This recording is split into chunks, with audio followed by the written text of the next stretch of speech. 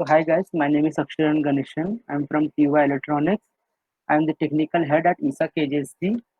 So I will be teaching you the BEE or EEE, whatever you call. So as per your marking scheme, it is quite different because of this pandemic. Like we were not having this type of marking scheme. We had two unit tests consisting of 40 marks and 10 marks IA. But in your case, you have only one ISC that is of the 30 marks and IA of 20 marks. It's quite bonus for you because IA is of 20 marks, so you can score good marks. So and 50 marks of NSEM, that is 100 marks of NSEM, scaling down to 50. So this is your marking scheme, and I hope all of you know this. So, this is your portion: DC circuits, basic electronic devices and their application. Like there are some part of this portion which you will be studying in second year as well as third year if you have taken electronics and electronics or EXTC. So there are some portion of the some part of this portion. Like if I tell you electrical machine, there is an entire subject called EM, that is electrical machines, in your second year, that is third sem. And operational amplifier, this is at third year, which is I think in fifth sem. So you have operational amplifier in fifth sem, and in fourth sem you have electrical machines. So there is only maybe around 10% of the portion of what you have on second year and third year right now. So the major part we will be dealing with is DC circuits and AC circuits. So today I will give you a brief introduction of what BEE and EEE is. And the, okay, first of all, why this course? The main motto of this course is two things. One is marks point of view, and the second is concept point of view. So guys, I'm telling marks point of view because that's the main motive of this course. Because what I will be doing is solving all the questions, maybe all the questions, like solving all types of questions that has came in paper in last 5 to 10 years of Mumbai University paper, BEE and EEE papers. And second is the concept of yours will also be cleared if you are in EXTC or ETRX branch. So, and this subject is quite, I would not say tough, but people find it tough, and even people end up in KTs. So I request you to, the reason being, they don't pay attention at the starting, at the start, and like they don't know the basic concepts of basic concepts of electricals and electronics. So that's the reason they end up in getting KTs. So so I will be what I will be doing in this course in the next 1 hour will be teaching you the basics. And after knowing this basics, we will be like in a state to solve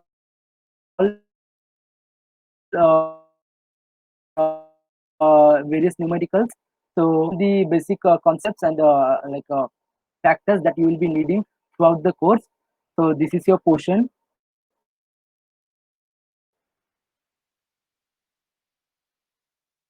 So I will be dealing with the first part right now, DC circuits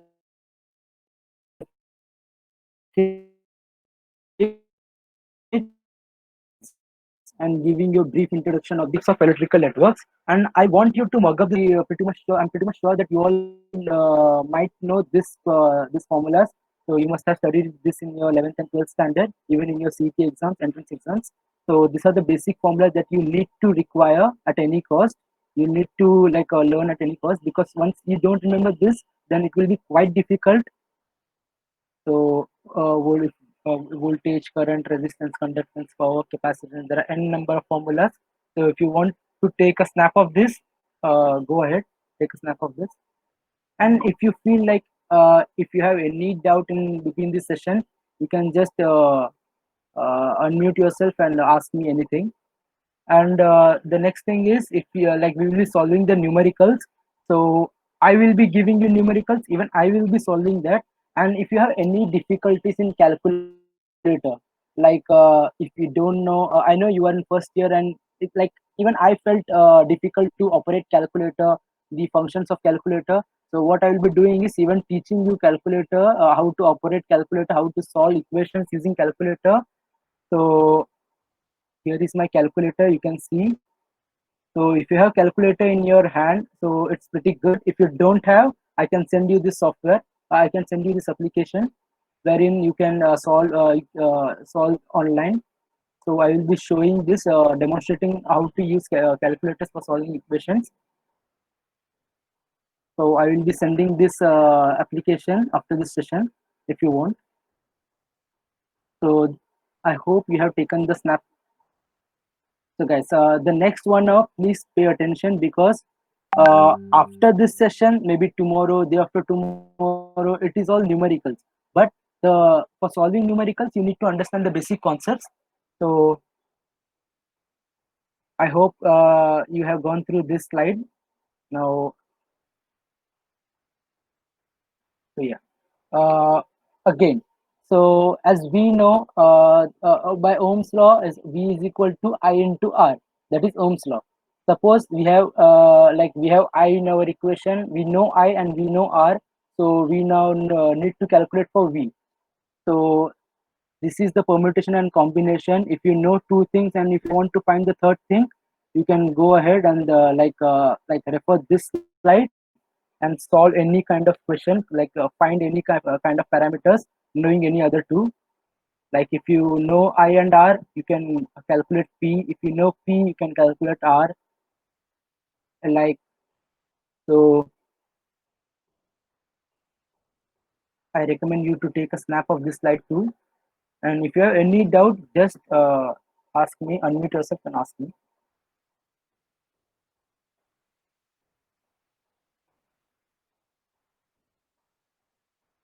Okay, so I'll go ahead. Yeah. So the next basic fundamental, that is concept for electrical network, is voltage divider rule and current divider rule. Because this is one of the most important concepts, yet very easy, but still people at third year, people in second year, third year, even in fourth year, they don't know, like this should be by hearted or mugged up. And like you must be able to tell this formula at any time if someone asks you. So I find people in third, fourth, or second, third, fourth year even don't know this formula. Their concepts are not very that much strong. So I want you to pay attention while I explain this. So what is voltage divider? Suppose there are two resistors, and I have given supply, that is V in, and there is a ground potential. So there is two resistance in between the supply and the ground potential, and I want the voltage across R2. Suppose I want the voltage across only one resistance, that is R2. So the formula says the voltage across R2 is R2 upon R1 plus R2 into the supply voltage that is given to this circuit. I hope it is clear. I will repeat it again. So the voltage across R2 will be R2 upon R1 plus R2 into V. I hope it is clear. So what will be the voltage across R1? So the voltage across R1 will be quite simple. It will be R1 and added with the R2. So R1 plus R2 upon again R1 plus R2 into V. Got it? So what is that? That is the V itself. So I hope you got this, because I'm taking the voltage parallel to the input source. So this is the voltage divider formula. Second thing is the current divider rule. Current divider rule says that if two resistors are connected in parallel, if two resistors here, the resistors are connected in series, that is one resistance next to another resistance. Okay, so the current throughout this wire remains the same. That is, the current through R1 is same and current through R2 is same, that is I. Suppose I is 5 amperes, so the current through R1 is 5 amperes and current through R2 is 5 ampere. So this is the series connection. So as you can see, if you follow my cursor, I have noted that in parallel connection the voltage is same and current varies. In parallel connection, that is this one. In parallel connect, that is this connection, the parallel connection. In parallel connection, the voltage remains same and current varies. So here the current through R1 is different and current through R2 is different. That is I1 and I2.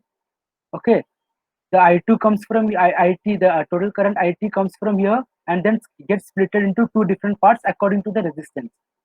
Okay, but the voltage across R1 and R2 is same because this is connected in parallel connection. So that's what I have noted here. And the second point is that is series connection. In series connection, the current remains same and the voltage varies. The voltage across R1 is VR1, voltage across VR2 is VR2. That is, they are different, and but the current remains same. So this is what you need to know. So we will quickly get back to current divider rule. So what current divider rule says that if suppose I want current through R1 and R1 and R2 are connected in parallel and I want current through R1, that is I1. I1 is the current flowing through R1. So I1 equal to R2, that is the resistance parallel to R1, R2 upon R1 plus R2 into the total current. So as you can see here, I1 is R2 upon R1 plus R2 into IT. It is similar to voltage divider rule, but yet again there is a single difference, that is if I want voltage across R2, I take R2 first and divided by R1 plus R2. But in case of current divider rule, I take the resistance parallel to R1. If I want the current flowing through R1, so I will be taking resistance parallel to R2, that is R2 upon R1 plus R2. Got it? Into IT. So similarly, what is I2? I2 will be resistance parallel to R2, that is R1 upon R1 plus R2 into IT. I hope it is clear. So guys, if you have understood, just say yes. Yes. Okay, fine. Two more responses. Yes, yes. Okay, Yes, yes, we have understood. yeah. So this is what voltage divider rule and current divider rule is. So don't forget this because it will be used very immensely in our circuits. So these are the basic concepts. The second one is series and parallel connection. Guys, I know this is pretty basic to you all guys, but students still make mistake. So that's the reason I want I'm like putting stress on this topic because in the further sessions I will be straightly getting down to big numericals that are asked in paper. So straight this session is entirely based on conceptual. This session is entirely conceptual. The further sessions we will be like dealing only with we will be seeing only for marks point of view, like if you are given two sums, I want 20 marks, that's it. So for that we need concept. So that's the reason I'm putting more stress on these topics, because students still make mistakes. So this is series and parallel connection. So this is the series connection, this is the parallel connection. So in series connection I have already discussed it, but yet again I will repeat. R1, R2 and R3, there are no branch in between them. Like the current that is flowing through this battery, as you can see, this is the symbol of battery. The current flowing this battery is, suppose the current flowing through the battery is I. So I will be flowing through R1, I will be flowing through R2, and I will be flowing through R3. So as I said, in series connection, current is same and voltage varies. So similarly, the current through R1, R2 and R3 remains the same, but the voltage across R1, across R2 and across R3 are different. That is VR1, VR2, VR3, like whatever name you give. So what is the equivalent resistance if the resistors are connected in series? So Rs equal to R1, you simply add all of them that are connected in series. R1 plus R2 plus R3. Okay, so Rs is R1 plus R2 and plus R3. So that's it. So we will see the parallel connection. Parallel connection, yet again, we have seen it a bit earlier in this session. So what series connection is? R1, R2 and R3 connected in parallel. As you can see, this is what parallel connection is. Each of them have a node, as you can see, have a node, and the current divides or segregates from this node. Suppose a current I is suppose a battery provides current I comes from here. It will be splitted into I1 here, I2 here, again split it into I3, I4, like I'm giving name conventions 1, 2, 3, 4. For your reference, it may be like anything, any value of current, 2 ampere, 1 ampere, 3 ampere, maybe anything. But for our reference, I'm naming it as I1, I2, I3, I4, I5. So in parallel connection, the key you need to like remember this. If someone asks you in parallel connection what is same and what is different, like simply say them voltage is same and current varies. So here the current is different. The current through R1, current through R2, current through R3 is different. Yet the voltage across R2, R3 and R4 is same. Got it? So the equivalent resistance, that is equivalent resistance in this whole circuit, is 1 upon Rp. Rp is the equivalent resistance. 1 upon Rp equal to 1 upon R1 plus 1 upon R2 plus 1 upon R3. Got it? So yes. So guys, suppose this R1, R2 and R3 both are all of them are 1k value. 1k is 1 kilo ohms. So R1 is 1 kilo ohm, R2 is 1 kilo ohm, R3 is 1 kilo ohm. Can I know what the equivalent resistance would be? Like it's pretty basic, but I would like to start off with the basic stuff. So can I know what the equivalent resistance would be? Any one of them? Like it's quite easy.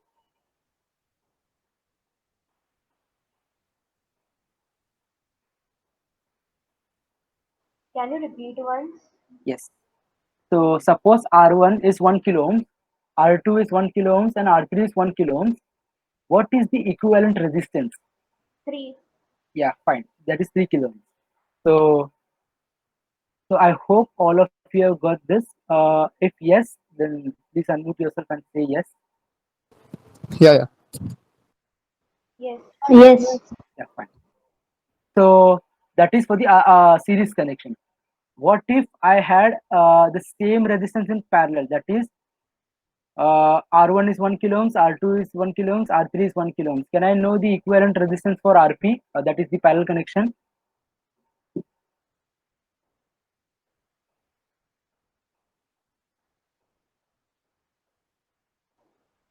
Hello. 1/3. Yes. Yes. The answer is 1 by 3. I hope everybody has got it. So you simply substitute one. Hello. Yeah. So you simply substitute 1 upon 1, 1 upon 1, 1 upon 1, and that's how you get it. So find the equivalent resistance between A and B. So like guys, this is a question that I put myself. This is a question that I put myself for your reference. And this third question has come in paper in March 2016 for 4 marks. So this third question, so if you are able to solve this question, you are definitely able. You will be definitely able to solve this question, and like no one will be stopping you to get 4 marks. So I want you to find the equivalent resistance between A and B. So a simple rule: if someone says, if the question says, find the equivalent resistance between A and B, what you do is A and B get back to the opposite side. Like A and B is here, get back to the opposite side. That is this side. A and B is in the left side. Get back to the opposite side of A and B. That is R6. From here, you go this way. That is, suppose you the question says find the equivalent resistance for R and B. Get back to the opposite side, and from then move on. That is from right to left. Okay. In this case, it is right to left, and like according to the question, it would be left to right to left. Like this is quite this is an easy trick to get find the resistance. Like people solve for R1, R3, R2, and then go for this. Like that's quite troublesome. So what I request is get back to this side and move from this side to this side. So suppose I say all the resistance values here are 1. That is 1 kilo ohms. So what is R4, R6 and R5? 1 kilo ohms, R3 is 1 kilo ohms, R1 is 1 kilo ohm, and R2 is 1 kilo ohm. So I'm saying that get back to the opposite side and move from right to left, and then find keep on finding the equivalent resistance. So suppose if I ask you in what connection R4, R6, and R5 are connected, series or parallel? Series. Yeah. So what would be the equivalent resistance? Three. 1 plus 1, 1 plus 1. So that is 3, 3. right? So that 3 kilo ohm resistance is now parallel with R3, right? Hello. Yes, yes. Yeah. So that 3 kilo ohm 3 by resistance, 4. yeah. So the 3 kilo ohm resistance is parallel to R3. So what would be the R3 is also 1 kilo ohm. So what would be the equivalent equation? Equivalent resistance? 3 by 4. Yes, 3 by 4. So now this 3 by 4 and R1 and R2 are in series or parallel? Series. Yes, this is in series. R1, 3 by 4 and R2 are in series. So can I know the final answer of the equivalent resistance between A and B? 11 by 4. Wait a minute.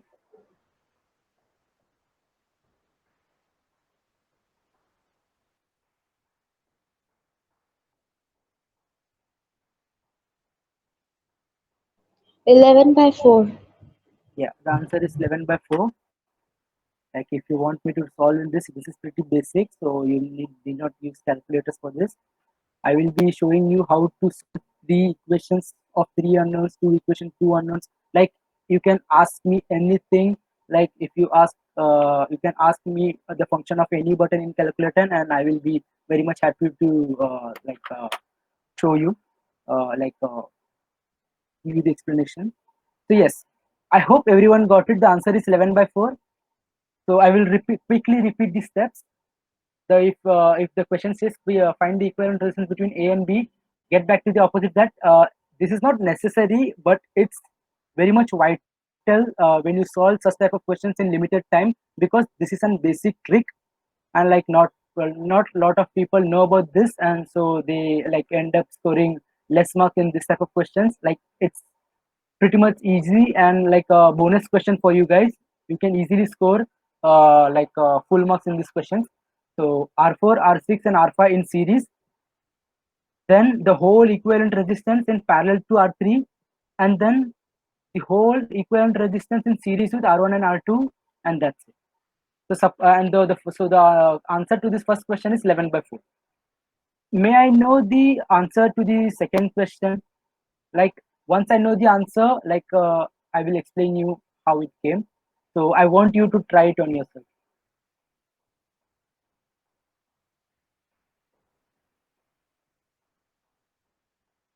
So if anyone don't have the like facility, 22 by 13. 22 by 13, 1 3. Yeah. Okay, fine. Like I want the answers from all three of them. Like if you don't have the facility to make your mic on, you can type in the chat box.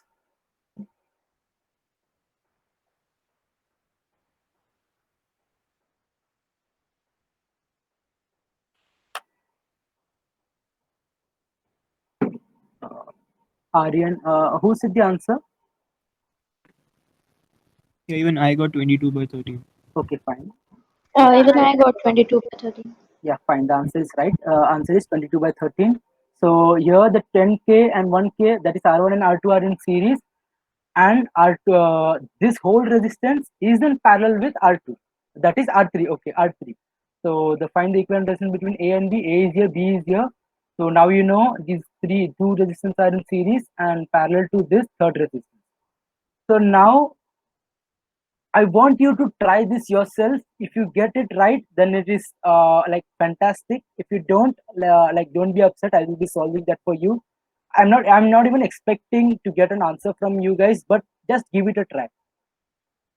This third question, it has came in paper. It has come in paper in March 2016 for 4 marks, guys. 4 marks, easy 4 marks. So please give it a try.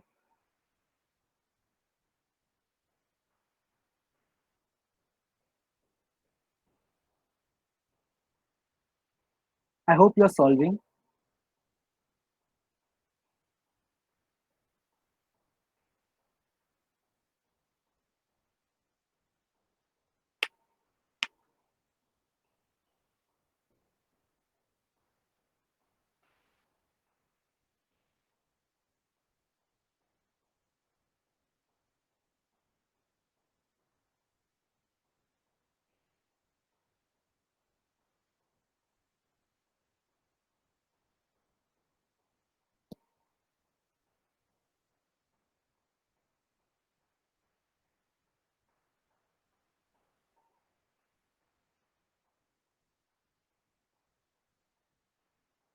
Please share the screen. Yes, yes.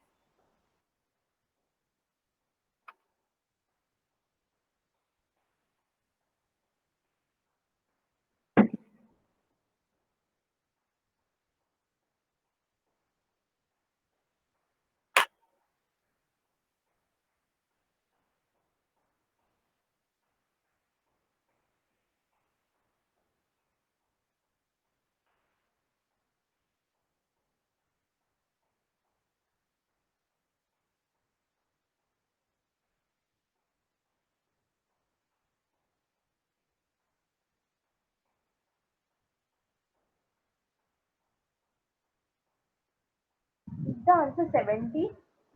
Uh, yes. Who said this? Sargunjan. Yeah, the answer is 70.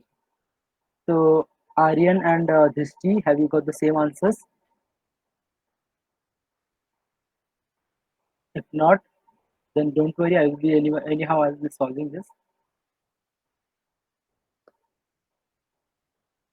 Yes, I will be solving this. So, the first and most important thing while like looking at this question is visualizing. Guys, visualize.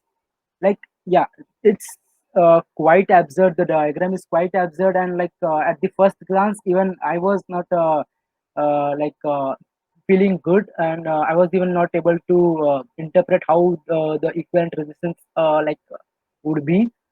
So the answer is, first you need to visualize. What I did is, what you should do is, I've taken the terminal A to that side, to the opposite side, terminal B to the opposite side, and stretched the diagram. This wire you can see here, this wire is common to this both the circuits, common to, as you can see here, this is what it looks when you rearrange the diagram according to your reference. So now it looks quite familiar and favorable to solve. I hope how you got uh, came to this conclusion, came to this diagram. If not, then unmute yourself and tell me to explain me further. So I've taken this terminal A to the opposite side, this terminal B to the opposite side, and stretched a bit, making this common wire, which has nothing in it and no resistance in it, taking that to the middle of the circuit. Nothing nothing fancy. All I have done is change the question according to my reference so that I can easily solve the equivalent resistance. So if it is not difficult, like if you have understood what I meant to say, can you please unmute yourself and say yes? Yeah, Yes. yes, I understood. Yeah. So yes, exactly. So this in this type of question, the main thing is visualizing, and nothing more. Nothing there is more in this question. Now you know, 15 ohms and 30 ohms are in parallel. 60 ohms and 30 ohms are in parallel, and this parallel connection is in series with this 40 ohms. So let us keep aside the 40 ohms. Let us keep 40 ohms aside and solve for this. So what is 50 and 30 ohms in parallel? That is 10 ohms. What is 60 and 30 ohms in parallel? That is 20 ohms. So now you know 10 ohms plus 20 ohms plus 40 ohms, they all are in series. So that is 70 ohms. The equivalent resistance is 70 ohms. 2 marks for this diagram, 2 marks for the final answer. Now you have successfully got 4 marks in your NSEM. NSEM, ISC, wherever you like, and that is compulsory find an equivalent resistance between A and B question. This type of question compulsory for 4 marks in all types of exams like ISC, whether it be your IA or a NSEM. So you must expect this type of question, and it's quite easy, like easy marks. So I hope you have understood what I mean. Can you please unmute yourself and say yes so that I can proceed further?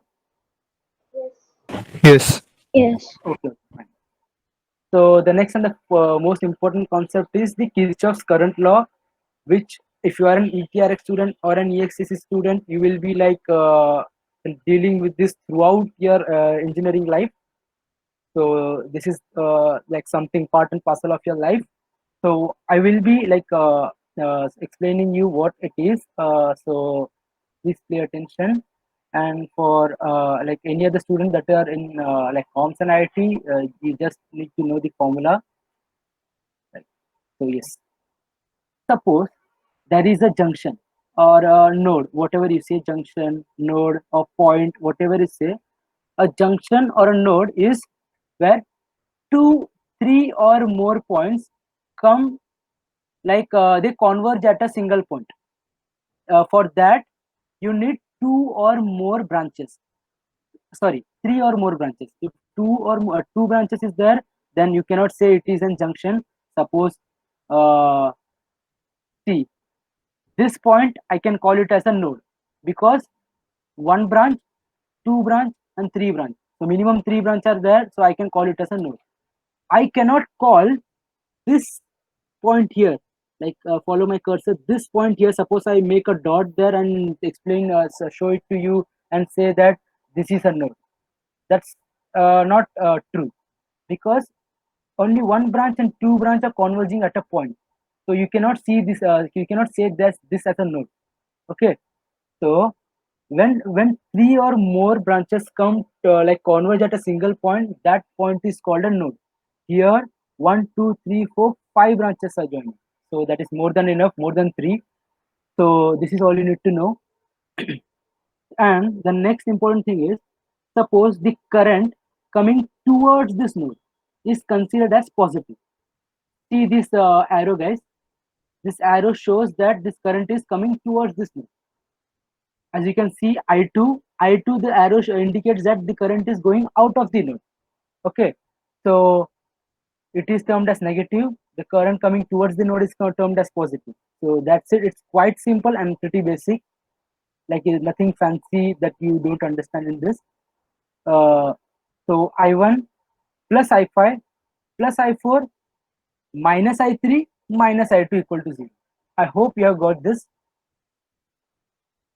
I1, Yes. that is I1, I5, I4 minus I2 and minus I3. Minus in the is the reason being they are going out of the node. The current is diverging out of this node.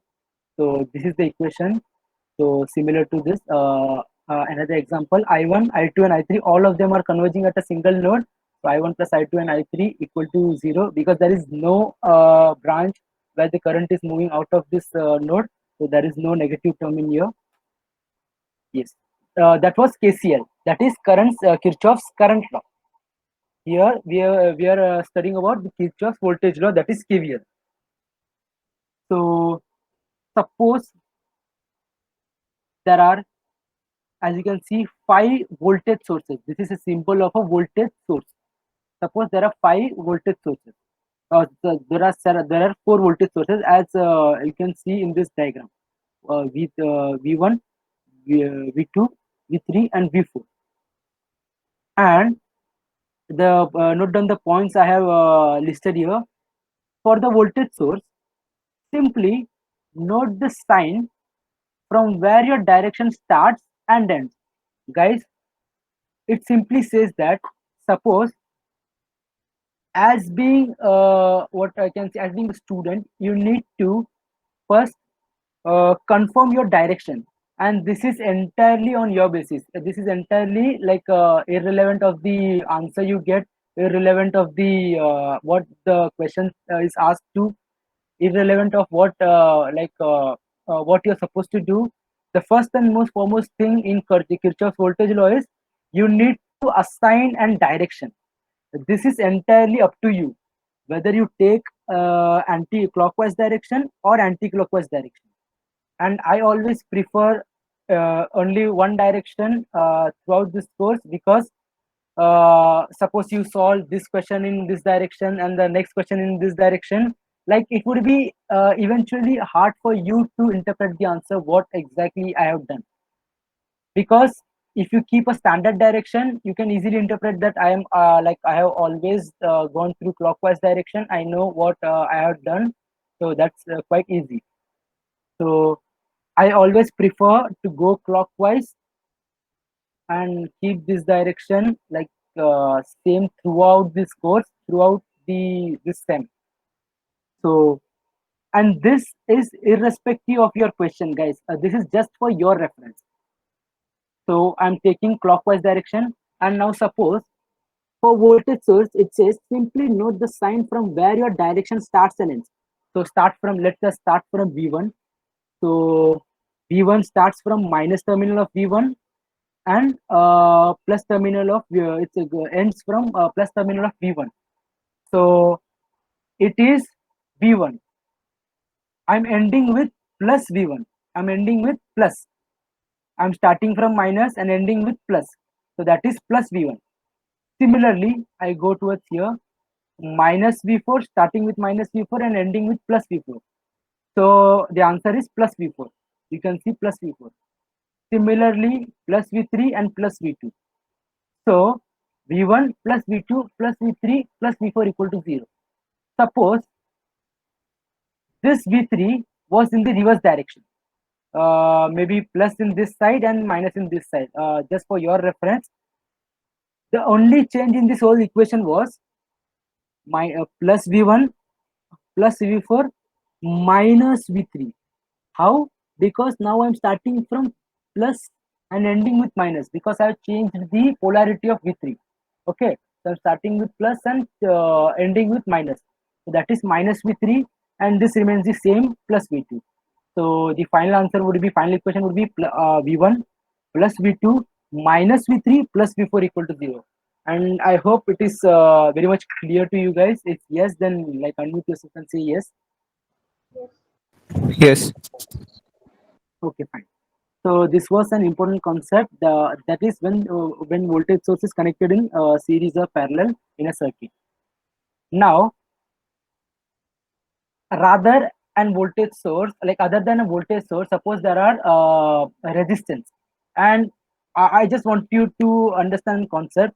Whenever you find a resistance in in your circuit, and someone says, some teacher or anyone comes to you and say that there is a certain voltage drop across this resistor.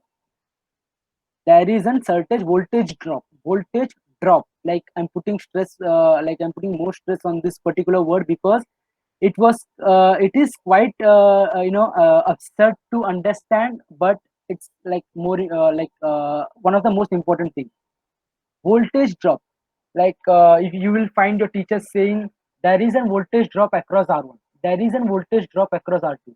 What they mean to say is R1, across R1 there is a voltage drop, means a certain voltage is assigned to R1. Because of R1, this voltage Vs, this battery here Vs, some part of it is used up here, some part of it is used up here. So that is voltage drop across R1, voltage drop across R2. So whenever you find this word voltage drop, just remember that there is some load in the circuit where the voltage is dropping. By load, I mean the load can be anything. The load can be motor, the load can be your microcontroller, the load can be your inductors, the load can be your capacitors, any load. All of the circuit, all of the components, they need some voltage to drive them. They need some current to drive them. If they are driving, if they are sinking some current from the voltage source, of course there is gonna be a voltage drop. I hope it is clear. Suppose I, this current I is flowing through this R1. The voltage drop across this R1 is I into R1. I'm just talking about the magnitude, whether it is minus or plus. I don't care. I will be like dealing with this afterwards. But what I now need you all guys to understand is voltage drop across R1 is the current flowing through R1 and the resistance itself. That is V equal to I into R1. So if you understand this basic concept, like if I give you any a circuit, any big circuit, any big circuits with thousands of components in it, and I like tell you to measure the voltage drop across R1, measure the voltage drop across this circuit, then now you are familiar with this word voltage drop. That's it. That's what I want you to understand. So the voltage drop across R1 is VR1. I'm naming that as VR1 from my and your reference. Voltage drop across R2 is VR2. Okay, and also we have studied that in series connection, the voltage across the components remains different and current is same. Okay, so the current in this direction is clockwise direction. I hope it is clear. As you can see, follow the arrow. The current in this circuit is clockwise direction. Okay. Uh, uh, if everything is understand by if there is no doubt, can you please unmute yourself and say yes? Yes. Okay, Yes. fine. Fine. Yes. Okay. Now I come down to the equation where we need to find out the equation of this circuit. If suppose the question says find the resistance R2. Vs is given, I is given, R1 is given, everything is given. You need to find R2. So to find some parameter, and already know some parameter, there has to be equation, right? There has to be an equation, unknown equation. Known equation with unknown parameter and known parameters. Okay. So the equation says the voltage across the resistor is I into R. That is Ohm's law. Now we have seen it in the last 5 minutes. Therefore, see the direction of the current and the direction of the loop.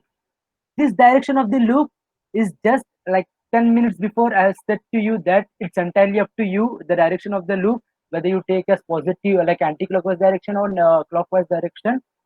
So in this, and I have recommended you to go for clockwise this entire sem, maybe your entire career, because having only one direction, it's quite easy and quite less troublesome. So our direction of the loop was clockwise. Since the direction of the loop is also clockwise direction and the direction of the current is also clockwise direction, whatever component you have in the circuit, the voltage will be negative. See, the voltage across this resistor is I into R. Therefore, see the direction of the current and the direction of the loop. What is the direction of the current? I, clockwise direction. What is the direction of the loop? Clockwise direction. Third point, if they are same, consider them as negative. Yes, in our case, both are in clockwise direction, so consider them as negative, or else consider them as positive. Okay, so let us see. Follow my cursor. I'm starting from this point. For voltage source, what we have seen starts from minus and ends to plus. So this is plus Vs. That is VR1. What is VR1? I into R1. How I into R1? That is Ohm's law. I into R. So the current flowing through R1 is I, and the resistance is R1. That is I into R1. Minus or plus? Minus. Why? Because the direction of the current and direction of the loop is in negative direction. Is the same. Okay, clockwise direction. So that is minus I into R1 minus I into R2. Okay, so Vs minus IR1 minus IR2 equal to 0.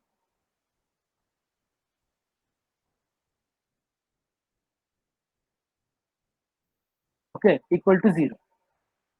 I hope you have understood this. If yes, then please unmute yourself. Yes. Okay, fine. Yes. So guys, this is the most important concept. Like you might feel this this quite easy, and why this guy is putting more stress on this topic. Like you will not know now. In maybe in the near future, you will there may be a scenario where you go back and see what voltage and current Kirchhoff's KCL and KVL law was. So that's why I have stressing more on this.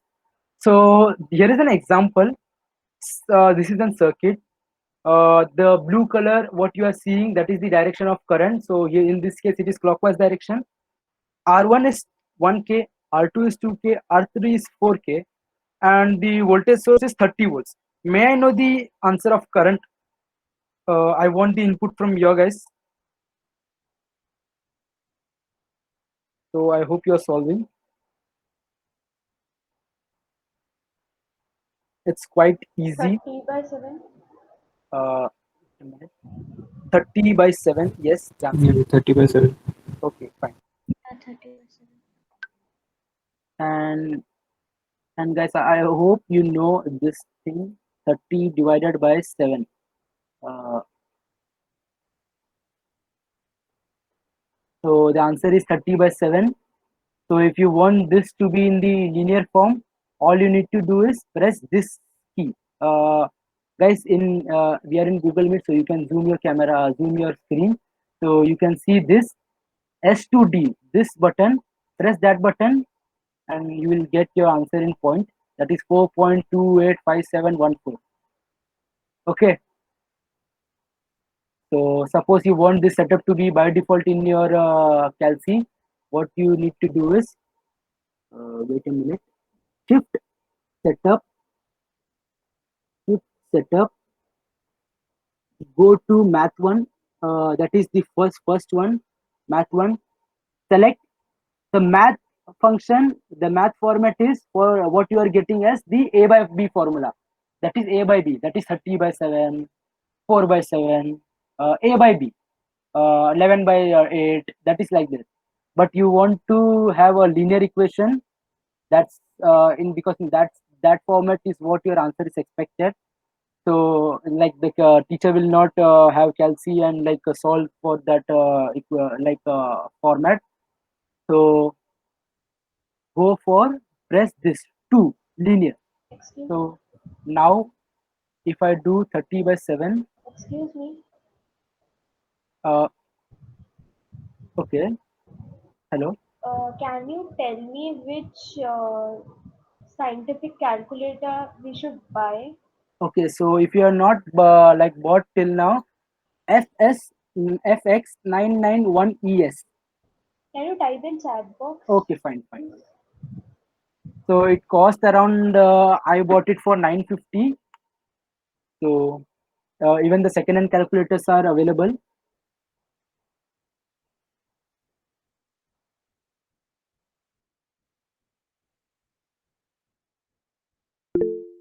So this is the calci. Thank you. Okay, fine. So if you don't have the calci with you, I can send in you the a soft the simulation I'm using. I hope Drishti and Aryan have calci with them. Actually, I don't have my calculator now. Can you please repeat? I beg your pardon. I don't have my calculator with me. Okay, fine. And Okay, fine, Avinash.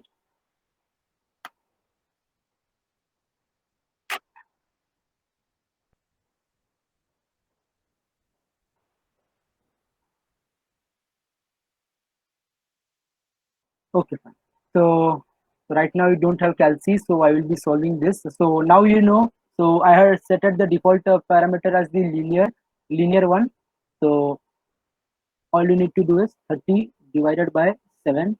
So now you will be not getting answer as 30 by 7. You will be getting is the 4.285 and the linear form. So this is what is expected. So yes, the next most important topic is now we are like closely getting down to our syllabus point of view. There are two types of analysis to find the current and voltage in the and wait guys, may I know to what extent the college has finished the portion? Have they started like what? I know the last lecture which I had attended was of OPAM. OPAM. Yeah. Oh, uh, uh, I don't know why, but like OPAM is like okay, fine. And you all three are in same class or like in different branches? No, I am in EHCC and in my first semester, I don't have this subject right now. Okay, fine. Okay, fine. Yeah. And Aryan? I am in Yeah, we are IT. in same class, Okay, IT. fine. So you don't have this subject right now? We are having No, it. IT people have it. No. The other group don't have it now. Okay, so there are P and I hope P and E. PNC. Right? Yeah, okay, okay, PNC. Yeah. Got it, got it. Physics and chemistry. So yes, to what you said that OPAM, right? And how many lectures they have covered in college till now? Like, have they started with this? What have like elaborated till you for till further, like till right till now? Uh, I remember KVL, KCL was included and taught also, but I Yeah, don't know KVL exactly and how many KCL lectures was are over. done. Yeah. Quite a few lectures were done already. So yeah, we are ahead So now. may I conclude that number as 4 or 5 lectures? Yeah, I guess more than that. Okay, fine. And any like notice on when is your ISC? No, Okay, fine. probably So November end like or December. November. Oh, like good then. So we are very much in advance. Let's start. So there are two types of analysis to find the current voltage in a circuit. One is mesh analysis, and the second is nodal analysis. And guys, 4 marks for mesh, 4 marks for node. Definitely expected in your NSEM and ISC. If not in ISC, then definitely in your NSEM. 8 marks or like more than 8 marks is definitely expected in your exam. So, and it's like nothing to be worried about. The most easiest topic to understand, suppose. And why we use mesh and node analysis to find the current and voltage in the circuit. So right now, and this was pretty basic circuit, and like you don't even have to, like if you solve more questions, you don't even have to look at the circuit and solve for the circuit, right? Like you can straight away see that the equivalent resistance is 7 and the voltage is 30, so that is 30 by 7. The answer is current is 4 point, that is 30 by 7. But suppose there is a complex circuit. By complex, I mean more components, more branches, more nodes. So mesh analysis, that is loop analysis, and node analysis, that is point analysis. This this is I have written for my reference and your reference. Mesh analysis is loop analysis and point analysis. In mesh analysis, we use uh, like you should identify the number of loops and use KVL. In node analysis, identify the number of junction points, that is nodes,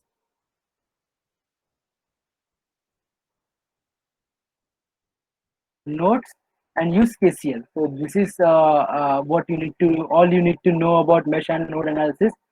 If you solve a question using mesh analysis and node analysis, you will get the same answer.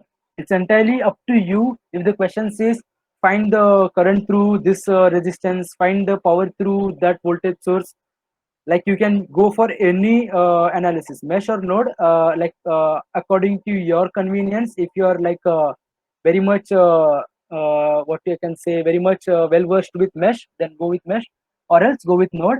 But if the question specifically says that you go solve this equation, solve this circuit, solve this sum using mesh, then you need to solve with mesh. If you do with node, then even if your answer is right, then no marks will be allotted to you. So like suppose this is a circuit, I will show you what mesh and node analysis in the same circuit, and how to solve mesh and node analysis in the same as I said. If you use mesh and node analysis, you get the same answer, nothing to be worried about. Just the method remains a little different. So what I will be telling is, first we will be dealing with mesh analysis. For mesh analysis, as I have said, mesh is loop analysis. Identify the number of loops. So can I say the number of loops here is 3? Hello. It can be more than Yes. three Yeah, also, it no? can be more than 3, but the prominent loops that I can see here is 3, right? Yeah. Yeah, so that is I1, that is IA, IB, and IC. and you guys know this branch is in parallel. R2 is parallel to R4, and that's the reason current through each of this loop is different, IA, IB, and IC. And as who said that right now? May I know? Sagundip, right? Yeah, Yeah. so as Sagundip said, there can be more branches. So yes, she's perfectly right. You can have more branches, but that is prominent when you are not able to solve with the required branch, not able to solve with the given branches. So when you are not able to solve with the given branches, you extend your limit and go to solve with the another branch. So there are three branches. I That is this one, and this one, and all you need to do is KVL. As we have done here, this we have done here only for once because I can see only one loop here. How many times you have do? How many times you must you will have to do it here? Three times. That is for this loop, and this loop. I think everything is clear till now. Yes. Okay, so Yes. this is what the mesh analysis is. That is loop analysis. The second one is node analysis. Can I know like how many nodes are in this circuit? Like I have already Four. uh, excuse me, Four. four. Yes, the answer is right. Four. That is this one here, this one here, this one here, and this one here. So because three or more branches are required to make a node, so that is this one here, this one, that is four nodes are here. But one thing, whenever you are solving a circuit, there has to be a reference point which you take it as a common potential, that is ground potential. So every time we solve a node equation, node analysis, we consider one line that is as a ground potential. So the minus terminal, as you can see, the minus terminal of this voltage source is coming down to here. Minus terminal of this voltage source is coming down to here. So we take this wire, this part of the circuit as the common potential. So the voltage across this node here and voltage across this node here is zero. Okay, this is only for our reference. We solve for solving the numericals, you need to know some part of the circuit in order to solve other part of the circuit. Okay, I- so that's the reason. So voltage across this node and voltage across this node is zero. So what I will do is, so the only node we are concerned about is that is node 1 and node 2. So that's all you need to know about mesh and node analysis. Now let us solve a numerical. This numerical was asked in I don't know when it was asked, but it was definitely asked for 4 marks. Let me see. Yeah, so it was asked for 3 marks. Yes, so it was asked for 3 marks for I1, I2, and I3, and it's quite basic. There is nothing fancy in it. So suppose they are asking find current supplied by the battery. So what is the current supplied by the battery? That is I3. You can see here current supplied by the battery is I3. The battery is here and the current supplied by the battery is I3. So there are three loops here, I1, I2, and I3. So what is can I know the value of I1 here? It is quite straightforward. You can just see the circuit and tell. 2. Yes, 2 amperes. The reason being there is an current. This symbol, that is this symbol you can see here, is the symbol for current source, and it straight away says that I1 is in the similar direction to this current source. So I1 is 2 amperes. Okay, whatever current is flowing in this loop is 2 amperes. So that's it. All you need to know about the current source. The next most important thing, and you will not find this in your Ravi Singh and all. The thing is, number of KVL required. Number of KVL means number of equations, number of KVL loops you need to solve is given by the formula the total loops. What is the total loops? 1, 2, 3. So 3 is the total loops. Number of loops having current source. This loop is only the first loop is having only the first loop is having the current source, that is we have only one current source, that is only one loop is having that current source. So total loop is 3, number of loop having the current source is 1. 3 minus 1 is 2. So the number of KVL equation required is 2. Okay, fine. So since we know the current through this loop, we need not solve this loop. What we will do is apply KVL to loop 2. Apply KVL to loop 2. So as you can see here, my current is in this direction, and what we have decided that we will interpret a direction, and then that direction would be clockwise direction. So both current direction and loop direction is the same, that is clockwise direction. So what it is, minus 2, that is resistance. I cannot say I2 here. I hope you guys understand here, pay much attention at this point. I cannot say the current through resistance 2 is not I2. It is I2, that is current flowing through this loop, I2 minus I1. I hope you get this right. If you have any doubt, can you just unmute yourself and say.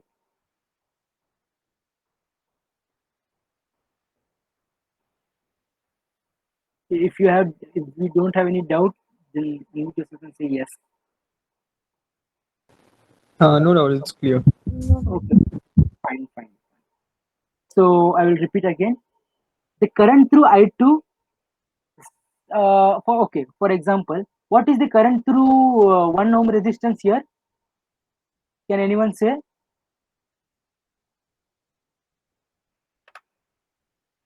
Hello? 2. Yes, the current through 1 ohm resistance is 2, because the resistance 1 ohm is entirely dedicated to this first loop. It has nothing to do with I2 and I3. But this 2 ohm resistance is in parallel to this is in between two loops, I1 and I2. So it will share a current that is shared by I1 and I2. So that's the reason being minus 2 I2 minus I1. So this is how we get the first term. The second term is pretty basic. I2, that is minus 3 I2. Third is minus 4 into I2 minus I3, because it is in between two loops, that is I2 and I3.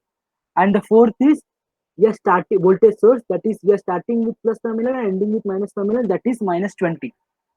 Okay, so you have, if you solve this equation further, you will get 2I1 minus 9I2 plus 4I3 equal to 20.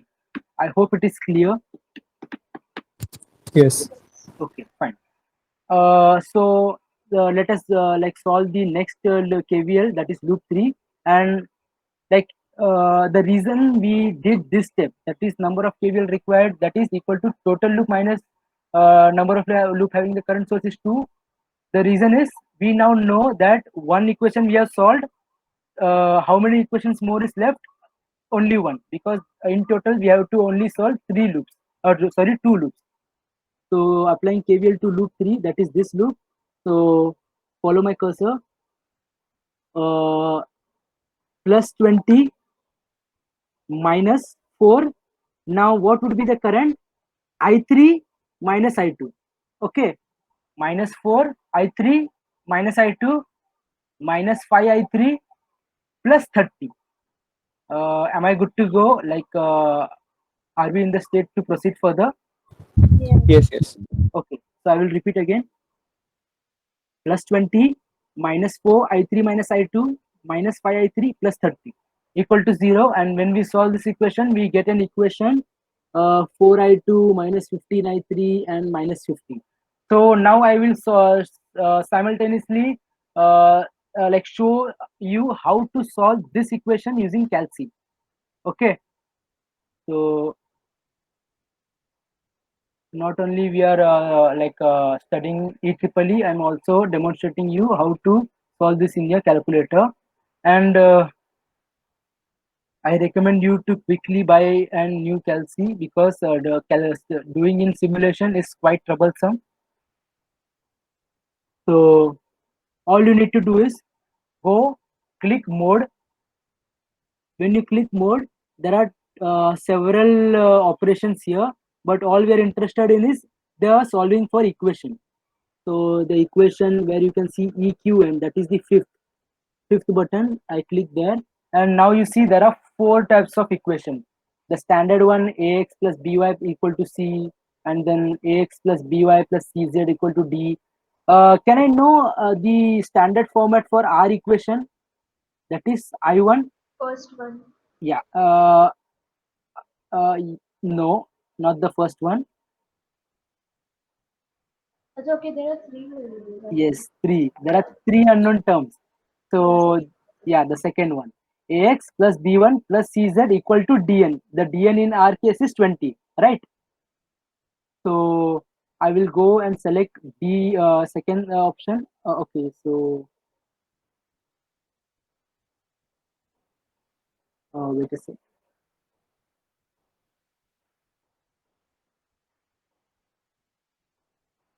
Yes. So there are two equations. The second one, that is 2. So what my first equation says is, all you need to do is just put in the coefficients of the variables. Variable for I1 is 2, so I put 2 here, minus 9 plus 4, and dn is 20. Okay, equation for the second loop is, I don't have any I1 terminal, sorry, I1 variable here, so that remains 0 here. The coefficient of I1 is 0, coefficient of I2 is 4, coefficient of I3 is minus 15, and dn is minus 15. My third equation is, I don't have I1 terminal in the third equation, I1 variable in the third equation, so this remains 0. Coefficient of I2 is minus 9, I3 is 4, and dn is 16. So all you now need to do is press equal to. So x is 2, x means your first variable. Okay, so x is 2 means I1 is 2, I2 is minus 0.3361. So yes, that's what I'm supposed to get. I2 is minus 0.3326, and again if you press equal to, we get 3.2436. So yes, I3 is 3.2436. I hope you are clear, very much clear about this. Yes. Yes. Okay, if you have any doubt, you can just ping me in. I will be very much happy to explain you again. Yes. So I think we need to stop here, and we'll continue the node analysis and further topics in the next session. Is it okay, or